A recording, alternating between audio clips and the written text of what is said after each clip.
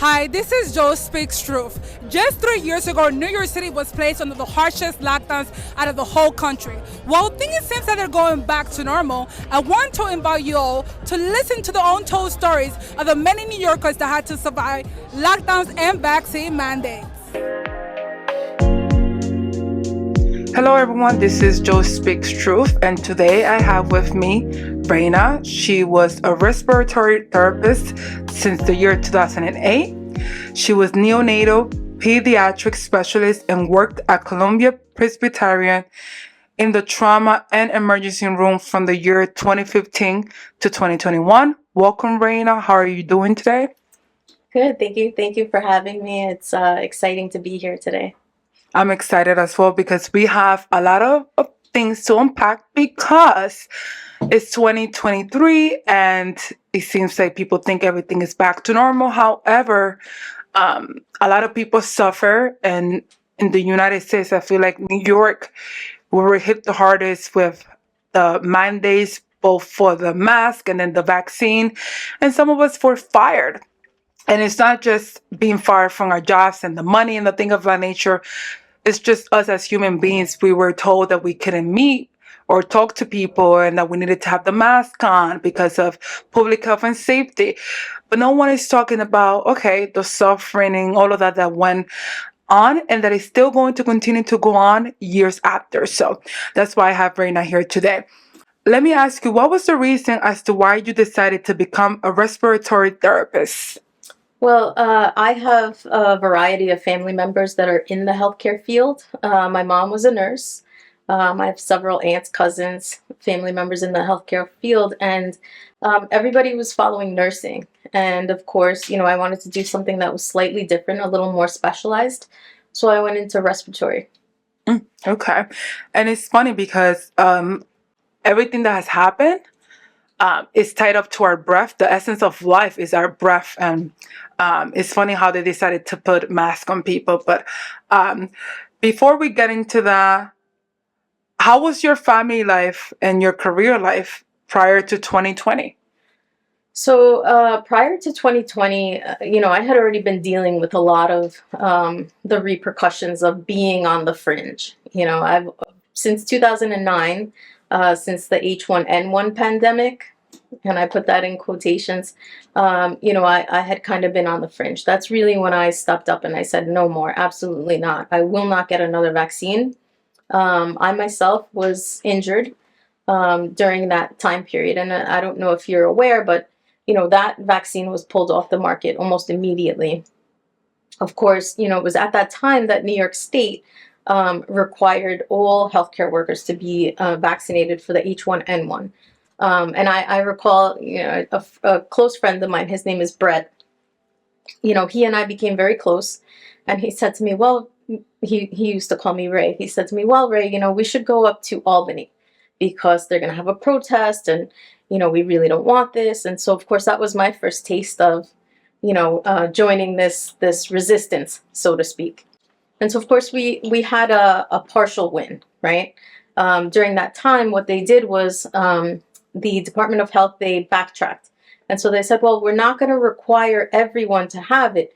But if you don't have it and you sign that you're declining it, you're going to have to wear a mask. So from 2009 to 2021, when I stopped working at the hospital, I wore a mask during the flu season. Not all of the time, during the flu season. So for me, it wasn't that much of a shock. When everything else started coming down, it was kind of, I feel like 2009 was like the test run, so to speak. Mm-hmm. Interesting, because I was going to ask you about when they announced that it was a global pandemic in 2020. What was your reaction or the reaction to those in your field? But it seems like because you had already experienced something similar, you probably didn't think too much of it, right? I'm assuming. Absolutely. And when it began, I'll be very honest with you, we sat in the emergency room from January, February, March, April. So those 4 months we sat in the emergency room and twiddled our thumbs. I was making money to do nothing. I sat there. We literally sat there doing nothing. And so when I would watch these, these commercials and these things on TV and these news you know, conferences and things that they were doing, and they would say that the emergency rooms were overflowing, and I'm like, but where?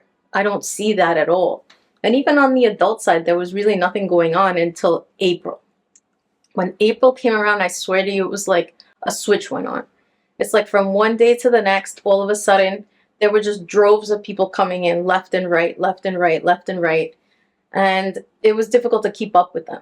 So difficult that the people that were working on the pediatric side were ordered to go over to the adult side. You weren't given a choice. You were told, tomorrow you start going over to the adult side and you're going to start helping them over there. And that was kind of the end of that. Interesting. So, let me ask, as time went by and you noticed, like, wait a minute, they said 2 weeks, and you said that you already had experience with this, I guess, an alert of a pandemic, right? And you thought nothing was going to happen in 2020. So, after you saw that the 2 weeks turn into a month, 5 months, then eventually things continued to escalate, and then people were threatened with, like, okay, well, now if you do not, even with the test, if you don't get tested, you could get fired. And then it escalated to, like, okay, if you don't take the vaccine, you're going to get fired. And you were one of the first people that I know that did get fired. So what was that about? Like, can you talk about that? Because I kind of had a glimpse into what was to come. So when 2020 hit, I said, oh no. I said, this is the real deal. They're really pushing this now. For me, it didn't come as much of a shock. It was more of it's time to prepare. So I started preparing. I started meeting with like-minded people. I know you and I met a few times, and Cozy and I met a few times, and we were just discussing and planning back and forthing. And of course, I knew that I was going to get terminated. It was not a doubt in my mind. I discussed it with my husband. We planned. I started saving every last cent that I possibly could. I knew that this was going to be a long haul thing. And I knew that that was going to be the hill that I would die on, quite literally. I would not get that shot. I absolutely positively refused. I had been doing my own digging into, vaccines and things of that nature in the past. And I was well versed on that. And I knew that this was going to be a disaster and that many people would be affected. And it's exactly what we're seeing now. So it goes without saying. Mm-hmm. Well, it's funny that you mention all of that, because I remember how the media was telling us that medical professionals were to be held as heroes. Here in New York City, people were banging pots at 7 p.m. to honor all of your hard work and dedication, right, during this so-called pandemic. However, eventually, everything changed really quickly, and you guys went from being heroes to zeros, because then no one cared. Hey, a healthcare worker is about to be fired because he or she do not want to get the vaccine. The same people that were banging pots then all of a sudden said, you know what? Fire her because she's being selfish and you're endangering my life. How could you even think of that? Like, can you explain what went through your mind to see how you guys, everywhere, this was the propaganda, and it was propaganda. It was everywhere. Medical workers are heroes, and then essentially in 2 seconds, the media and the people that were holding you guys in that regard turn you guys into the enemies for refusing to get the shot. Well, it was the biggest slap in the face. I felt like I got spit on, to be completely honest with you. You're going in 18 hours a day, 6-7 days a week. You're working on the pediatric side, you're working on the adult side, you're helping wherever you can. Keep in mind, I lost my dad during this time. He was at a rehab center and I lost him. And I kept working throughout that whole, situation. And, to be shown the door that way, and to be told that I was irresponsible, to be told that I was selfish, to be told that I was negligent. For me, there are no words to describe. I can't even begin to put into words what I felt. How dare you? How dare you call me that when 3 months ago, 4 months ago, I was going into those rooms taking care of your family members, taking care of your friends, your neighbors, your mother, your father, your children. And I was good enough to put myself at risk during that time. But then when I chose to make an informed consent decision for myself, I was selfish. My life was no longer worthy. And I can't even put into words what I felt. Just betrayal. Yeah, honestly, I the word that you use, betrayal, I think that's the perfect word to use for this, because it's almost as if the government, the mainstream media, our local politicians, it's almost as if they were holding the switch of on and off, on and off. 1 minute you're up here, the next minute I'm just gonna tear you down. And it was a great psychological tactic that was implemented on the masses, and it worked greatly, because I It couldn't. absolutely worked. I mean, look at us now. Right. Look at us. Yes. Yeah. And I'm like, I couldn't imagine, like, whenever I heard people saying, well, just follow those signs. But I'm like, okay, well, you are a medical professional, right? You would know what you're witnessing there, but yet you still don't want to get the vaccine. Wouldn't that make you think, like, wait a minute, what does she know that I don't know? Right? Because you were right in there.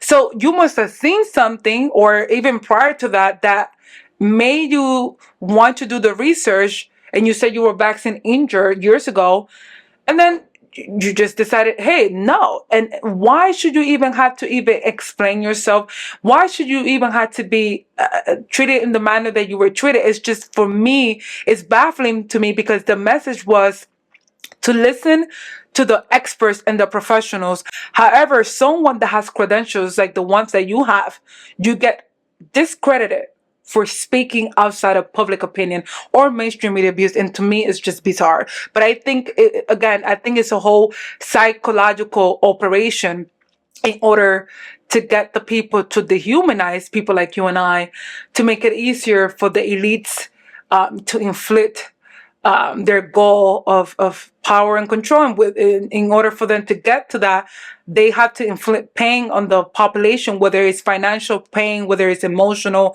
or physical.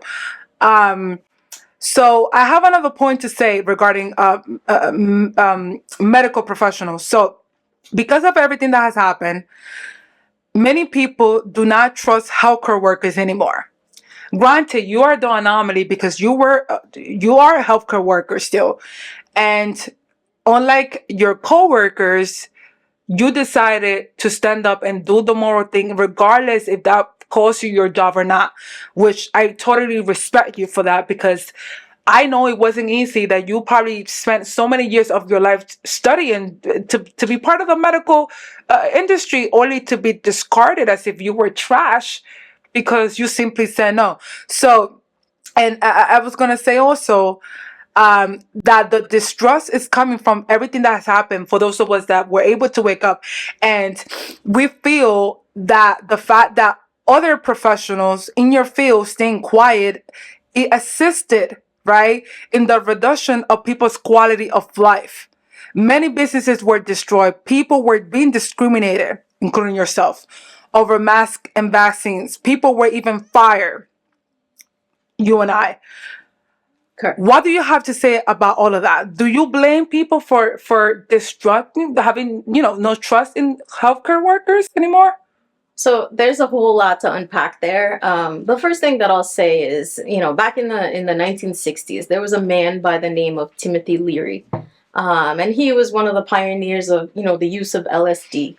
And he had this saying, and he said, think for yourself, question authority. Throughout human history, as our species has evolved, we've been kind of taught what to say, what to think, what to fear, what to abide by. And in order to place yourself in a state of vulnerable awakenness, you have to question the things that are around you and the things that comfort you and bring you order, right? Rules and regulations. And so, your first step is really questioning why. Just ask yourself why. Why are we doing this? Why are we vaccinating a child on the first day of birth with a hepatitis B vaccine if both parents are hepatitis negative, right? Why are we vaccinating our children, with 17 different vaccines, 69 doses before the age of 11? Why are we engaging in many of the practices that we engage in without even asking? If you were to ask any doctor, they couldn't tell you anything other than the schedule and when you're supposed to get these particular vaccines. None of them have looked at the actual studies. And I can prove that to you by, I actually challenged somebody, okay? Because I was the pariah at my job. Everybody knew me as the anti-vaxxer. Everybody knew me as that person. And the few people who knew why I was that way, the few people that knew that I had been injured, that I had suffered a massive, I had this massive allergic reaction. I'm also allergic to bees, bee venom. And I was affected. And, those people didn't question me. But the people that just discarded me as though I'm this crazed conspiracy theorist person, I actually challenged some of them. I said, well, show me the studies, because I can promise you there's no placebo safety studies. We are actually looking at adjuvant versus new vaccine. I said, we're not actually looking at a placebo, which would be the gold standard, right? And if you're in the medical field, then the first thing that you learned was the scientific method, right? You have your hypothesis, you test your hypothesis, you have a theory, you go back and you test it, you go ahead and you gather your information, and then you come to a conclusion, right? And when you do that, you shouldn't be afraid to be criticized by others, right? If your work stands on its own 2 feet, and this is what I say to Pfizer all the time, if your vaccine is so wonderful, if your products are so great, why do they need liability protection? Why can't they stand on their own 2 feet like every other product on the face of this planet does? And when I've asked that question, half the people in my field have no idea what the 1986 Act is. So when you... Honestly, I had to interrupt you there. That's actually very scary. It is quite scary that people don't see vaccines as being in the same category as many of the other medications and drugs that we administer on a daily basis. When I go into a room and I give a patient a medication, I tell them, this is the medication, this is what it does, these are some of the potential side effects. Do you agree? And if they agree, then I go ahead and I administer that medication. I cannot forcefully administer that medication. That is considered assault. And for whatever reason, when it comes to vaccines, that argument just goes out the window. Doctors feel like they don't have to give you an explanation. They can place you in this category of you're crazy for questioning. And, lastly, they themselves refuse to look. They refuse to dig. And I feel like that's the part that infuriates me the most. How can you judge me when you yourself have not looked? There's none so blind as he who shall not see, right? Mm-hmm. Who refuses to. And so we have, a large majority of doctors who it's too much for them to even look. And I've come to the conclusion that many of them probably know. They probably feel the same way that I do. They just, at this point, they've been so cornered and they've been pushed into this area in which they cannot speak out. And that just goes to show, that this was something that was planned, because so many physicians, scientists, people that came out and spoke, Simone Gold, amongst many of them, Dr. Lawrence Palevsky, who I absolutely adore, and, many of the people that work with him came out and spoke up against this, Dr. Tenpenny and so many others. Dr. Jason Pape, who I hold in high esteem. And, these people are people who are in the medical field, who do feel like I do, who have looked at the science. And that's why I say, how can you be an anti-vaxxer and be in the medical field? Well, I'm following the science. Follow the science. Look at the studies. Critically think. Think for yourself. Don't just regurgitate what you're being told. That's really how I feel about it. Mm-hmm. Right. Well, the term anti-vaxxer was created to just discredit people, because you don't see someone calling a person that doesn't eat meat, anti-meat. You don't see that. Or if I don't eat cheese, you're anti-cheese. If I only date men of a particular race, you're anti this other stuff. They don't use that label Well, for no, anything else. no, it's meant to be a derogatory term, right? And the thing about it is that so many of us have embraced it at this point. I don't know. Right. No, I know I'm a proud anti-vaxxer. I'm The a last proud vaccine I anti. took, I think it was the year 2008, 2009. I can't recall.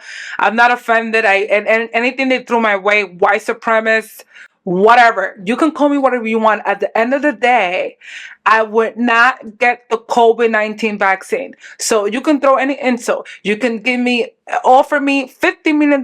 I'm still not getting it. So at this point, I don't care. The Oh, answer no. is still no.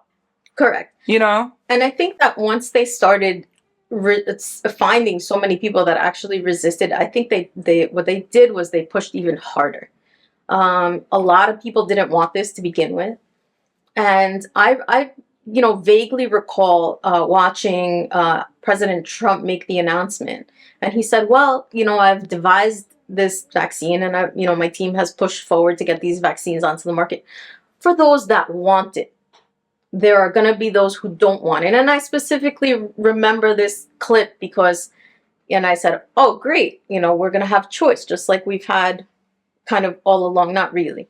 We've had the illusion of choice. It's, I agree. It should really be, honestly, it should be no thank you. And that should be the end of the conversation. It shouldn't be you need an exemption and you need this and you need that and you need a pastor to sign off and you need, in my case, I presented 2 medical exemptions, 2, along with a religious exemption. I was still denied. So when I was shown the door, I appealed. I asked for a review of my case. And, I wanted to know who's on the panel, who's making these decisions. And we found later on through, I believe it was through Mermigas, that it was just arbitrary. There was no rhyme, no reason. They weren't using any kind of rubric to rule people out. And, certain people were approved and certain people were not approved, and there was no rhyme or reason for it. So it's just incredible to me how you can approve one person but not another. How one person's religious beliefs far outweigh someone else's. And what we did find, and I hate to say this, because I'm very much fond of them, and, Rabbi Green has been such a huge influence on me and a lot of the people around me, and he's been incredibly helpful. But even he admitted that, a lot of the people in the Jewish community were granted exemptions while people that were, Christian or Muslim or Jehovah's Witnesses were not. And so it begs the question of, whose religion it's more important than the other. other. No, absolutely. And I know exactly what you mean and what you're trying to say. I had this conversation prior, but it wasn't about religion. It was about the inconsistency of, okay, so you have a mandate in New York, right? And then you don't have one in Virginia. Then you have one in California, but then you don't have one in Texas. You don't have one in Florida, but then you have one, New Jersey. So it's like, so if it's supposed to be about the science, right? And public health and safety, shouldn't these people be following the same protocol throughout the whole country and throughout the whole world? There were, countries, for example, Tanzania, African country. The president there, before he departed this world, this man didn't do max mandates, no vaccines, no lockdowns. Haiti also, before the president also departed this world, Haiti had no lockdown, no vaccines, nothing was going on there. So my thing is, if it's supposed to be protocol, why is it not consistent? Because I feel like, well, if you had nothing to hide, I should be able to question it. And again, it should be consistent. It shouldn't be changing. When I go to Virginia, there's no mandate, but then I just gotta put my hand out, reach out, and I'm in Washington, and now there's a mandate there. They're right next to each other, so it doesn't make sense because they were lying to us. So there was really no rhyme or reason. And part of what we're discovering now with many of the tort litigation that's been brought against the city, against the mayor specifically, against Governor Hochul, is that they really weren't following any kind of protocol. I mean, it was just, whatever suited them. Masks on, masks off, vaccines on, vaccines off. You can come into the hospital. No, you can't. You have to get tested. Oh, sorry. Even if you're tested, you can't come in anymore. So it was really, if we were all following the same protocol, then all of the United States, all 50 states would have been following the same protocol, which is not the case, right? We know that Governor DeSantis obviously wasn't following that protocol. We know that the governor of Texas wasn't following that protocol. We know that many of the red states weren't following that protocol. And I say red state because New York and California are such heavily blue states that it almost begs the question of, well, who's in whose pocket? Why are we following this protocol? Why are we taking advice from Bill Gates of all people? Who's not a doctor, a college dropout. Yeah, so, and this is no shame to anybody because I dropped out of college. So, I can speak on that. But the difference between him is that he has billions of dollars. Correct. And owns the majority or part of the farmland here, and we don't. And regarding politics, I honestly feel that, and a lot of people might not want to hear this, but I'm gonna say it. I think the reason they did that is a part of the divide and conquer. Oh, look, freedom in the red state. Oh, no, slavery and lockdowns in the blue states. So it gives the illusion like, oh, vote red, you get freedom. Vote blue, you get slavery. And that continues to further down, continue with the divide and conquer. And we never come to a solution because everyone is just so worried about, political structure. But in reality, if you were going to the Dominican Republic, the president, there's no Democrat or Republican, but that was still going on in the Dominican Republic. But in Haiti, which are our neighbors, there was nothing going on in Haiti, but then the president in Dominican Republic was also they shut down and did all that stuff. So it's ridiculous. And I feel like it was done purposely in order to cause chaos and confusion. Absolutely. So that we can all fight each other. Absolutely. About no mask, no vaccine. Absolutely. So just, to me, the left wing and the right wing both belong to the same bird. So it's really a matter of, who's the lesser of two evils, right? Right. And, but just to rewind for a second, you're absolutely correct about, the different countries having different protocols and following different science, yes. quote unquote. Follow the science. So I was born in El Salvador, and the president of El Salvador was actually pushing for preventative measures. So he was handing out hydroxychloroquine. He was handing out vitamin C. He was handing out magnesium. There were these care packages that were, little boxes that were being handed out to, people, in remote places. El Salvador is a very tiny country, very densely populated, and they had a minuscule death rate when it came to, COVID-19. And it's just amazing how this tiny little third world country could have very few people dying. And yet here we are in the United States with every single possible technological advancement that you could possibly think of, every single, hygienic, protocol that you could possibly think of. And we just had death after death after death after death. And it just goes to show that, we weren't doing the right thing. I can't stress that enough. We were following this one protocol, which I still have, by the way. Following this one protocol, hands tied behind your back. You're not allowed to do anything outside of this one protocol. And I'm pretty sure that that's the same protocol that they're still following. And it's like, at what point are we going to turn around and say, look, what we're doing is not working. What we're doing is not functioning. We need to approach this from a different standpoint. We need to have other people come in. We need to have other experts come in and take a look at this. The people that were criticizing the protocol, how about we invite them in, right? Because science shouldn't be afraid to be criticized, right? That's how we've learned from the past, I mean, there are things that we used to do in the past that we no longer do, right? I mean, there was cocaine in Coca-Cola, for God's sakes. We would give out heroin, to mothers that were depressed, for God's sakes. Can you imagine if we did that now? Right. No, it would be a huge scandal. A huge scandal, God forbid, But a lot of the things that we do in the healthcare field now years from now, we're going to look back and we're going to be like, dear Lord, how could we have done that? How could we have implemented these protocols and followed these ridiculous mandates? I mean, I feel like we're going to look back on this time and we're going to be ashamed and embarrassed of the things that we've done. And, we silenced people who could have potentially helped us, people who were involved in the manufacturing of many of these technologies, people who maybe had an insight, people who were well versed on homeopathy. I mean, and now you have this whole push against homeopathy, which to me is just mind-boggling, But of course, there's no money in that. So, every patient cured is a customer lost. Exactly. And I know I sound jaded and all, but once you've been in the healthcare field and you've actually seen that what we do is not actually healthcare, it's actually sick care, right? We put bandages on things. We don't actually try to cure people. No, because like you said, if you guys were to actually give us the cure, then we wouldn't need you anymore. And then can you think of a disease that we've cured in the last 50 years? None. Name one. Because if we were to stop going, then how are you going to have a job?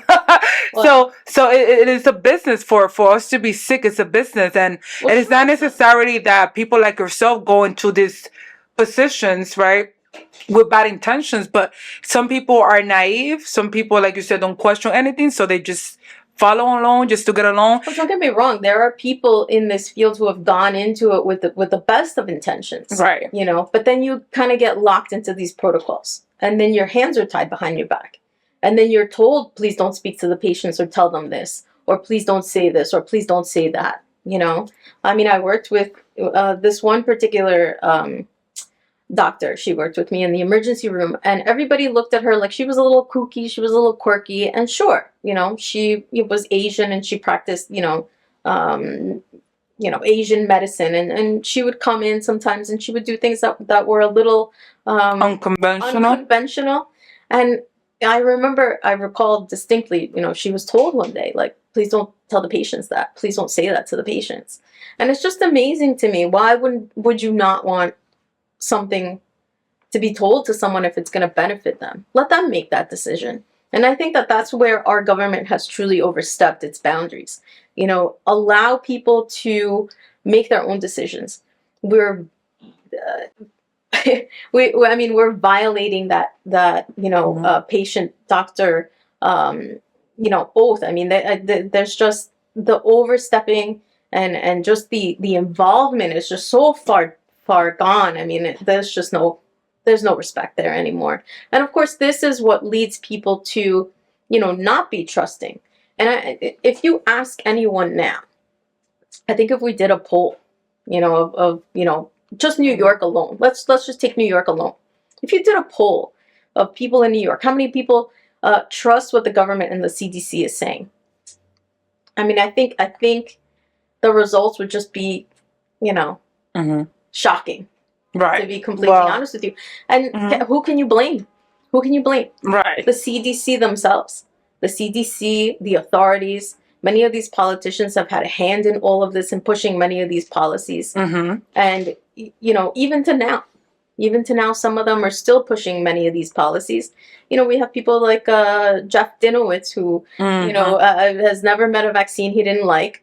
And, these are the kinds of people who, need to be held accountable. These people need to be held accountable for the things that they are pushing and for the things that they are advocating for. You can't just open your mouth, advocate for something and not, expect consequences, right? Right. But I think it was needed for this to happen because a lot of people woke up in 2020, right? Oh, absolutely. And I noticed that you said that we're going to look back and be ashamed, but I noticed that it's a pattern. It keeps happening every generation.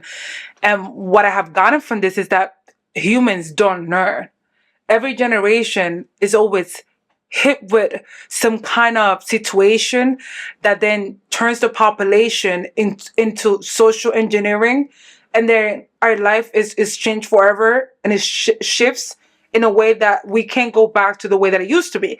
Granted, with everything that has happened, we can't go back to the way that it used to be, but there needs to be a power structure that changes, because the way that we have been living now and the way of the past is not sustainable anymore. Especially like with people like us that we see that the lies and the manipulation of the government. I'm having a hard time adjusting. I'm having a hard time even wanting to have a normal job after this. Like, I mean, I kind of knew before I got like into the school system, but now it's really in our faces and it's hard to ignore. The people that are ignoring this, God bless you, because I don't know how some of you guys do it. I don't know. So I have a friend and colleague of mine who was actually, she was let go the same way that I was, and she, you know, she, for her, the realization was painful, and she said to me, you know, the learning all the things that we know now and realizing that a lot of what's being done, it's being done to us, you know, and we're allowing it, and so many people are just kind of going along with it. She said to me, it's a painful awakening, and some people are just not willing to, you know, put themselves in that vulnerable, chaotic state, you know, to inform yourself. And so for people like you and I who kind of went through those quote unquote birth pains years ago, it's you know, it's concerning, right? It's concerning to see people just kind of blindly following, you know, like lemmings, just, you know, not even questioning anything, you know, and it just, you know, I'm shocked. You know, New Yorkers have genuinely shocked me. I mean, we were back in the 80s, the kind of people who would fight back on everything, right? I mean, I agree for sure. Like, yes. how did we get here? You know, I've asked myself that question 1,000 Well, times. 1,000 I think times. it took years of indoctrination. It took years of ideological subversion. So, sure. you know, you have to demoralize a population to the lowest point in order for them to just have no moral compass or even the courage to say, you know what, no, fuck you, I'm not doing this. No, it has to be done that way, because Absolutely. otherwise a nation that had moral values, right, would not allow that. There's just no way. So they had to use whatever method they can, dumbing down people through the school system. Even though I work in the school system, you have entertainment, you have television, and then, you know, you keep like everyone busy just working because we are on survival mode. So because you're so busy working, you don't have time to sit back and like I don't know, rest and think about stuff, because then you have to wake up the next day and you have to go to work again, because if you don't go to work, who's going to pay your bills now? Right, but we do have people who are pioneering and really, you know, spearheading the way for many of us to follow, right? You have a lot of people who have gone off grid, right? And I know that that's difficult to do, but there are people that are doing it. You have people like my friend Carla Avila, who's homeschooling her children, and she's been doing it for a while now. You know, circumstances led her to end up in that. And, you know, now she advocates for other families that want to homeschool. You know, you have people like, you know, my friend and doctor, you know, Dr. Jason Pape, who dug deep and started treating people differently. You know, you have people like Larry Pilevsky, who I absolutely adore. You know, you have people like Jenny, who treats my daughter, as a matter of fact. And, you know, you have these people who are digging, spearheading, changing protocols, going against the grain. And sure, it's costing them a tremendous amount. It's costing them, you know, their reputation. You know, for somebody like, you know, Dr. Paul Thomas, it cost him his license. You know, we saw it back in 1998, you know, Dr. Wakefield. I mean, we saw what happened to him. And, you know, many of the terms that we utilize now kind of came from that, right? You know, people getting Wakefielded, you know, oh, you're a conspiracy theorist. You know, many of those things, you know, you have people that are standing up to that and for that. And they're, you know, meeting many of these politicians and many of these so-called doctors that are pushing these protocols. And they're going against the grain. And I applaud them. I mean, you know. Well, it's needed. It's needed, because if people like that's yourself, just bravery, right? You know? Yeah, but there's always gonna be people like us, even if we are outnumbered. Because absolutely. I feel like, I don't know, I was just born like this. I was born a rebel, and I have a hard time staying quiet if I see that something is wrong. With that being said, I would like to ask you, what message do you have to the world? What are your final words? As a mother, as a professional, as a human being? As a mother, I've fought really hard for myself and for the people around me. But as a mother, you coming after my kid, you haven't met me yet. And I know that there are other families and other mothers, other mama bears out there that are right behind me. And if you haven't met a mama bear yet, oof, stand in line, because we're the only thing standing between some of these industries and our children. And if you don't stand up for yourself, stand up for your kid. Stand up for future generations, and just know that there are people like myself in the industry that are not gonna just sit back and take it. We're not gonna just roll over and die. That's not even in my vocabulary, as a matter of fact. I think that this last year, if any of us, all of us, yourself included, who have survived this last year, I mean, there's no stopping us now. There's no turning back. There's no turning off this switch. And they've awakened so many people to the things that are going on now. There's no turning back. And I honestly feel that the momentum that we've created, the court cases that we've been winning, the precedent that we've been setting, I mean, it just goes to show that a very small minority could very well become the majority. And when you have the truth on your side, there's really nothing stopping you, right? I mean, the truth will always see the light of day, no matter how much they try to obscure and abscond it. I mean, it's always going to come out. It's always going to. Right, I agree. And Reina, thank you so much. I admired your courage, because you were in the industry that everyone else was staying quiet. You spoke up from the very beginning. It cost you your job. But it's 2023 and you're still here after you were fired in 2021. And if you did it, anybody else can do it. And I think people should take your example and realize that, yes, it is okay to love your career. But also what is okay? It's okay to stand in integrity, regardless if you had to end up losing that career, because at the end of the day, when you have to go to sleep at night, you want to make sure that you're following your Hippocratic oath, which states to do no harm. By staying silent, you're causing harm. By not telling the truth, you are causing harm. And believe me, you are assisting crimes against humanity. And I know some of you have children and even grandchildren. And I do want to know if you think that your children deserve to live in a world like this. And by you staying quiet, you are assisting the removal of the freedoms of your children. So I just hope people think about that, because I think children are the last thing that we have, and they're innocent and they're precious and they need to be protected. So thank you so much, Reina, for being here. Thank you for having me.